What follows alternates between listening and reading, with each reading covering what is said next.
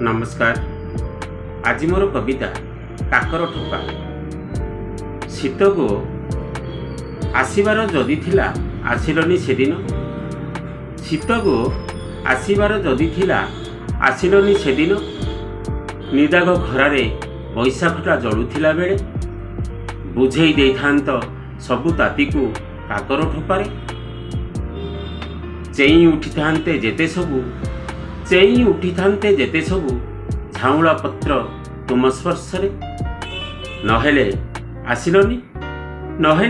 आसिलनी डह डह तातीरे श्रावणटा सुखुथिला बेले, किछि नहेले तो चाषीटा बंची जाइथांता तुम शीतुआ काकर पानी ठोपे पी, नरमी जाइथांता सोनार क्षेत्रटा किछि क्षण पाई, नरमी जाइथांता सोनार क्षेत्रटा किछि क्षण पाई। नमस्कार।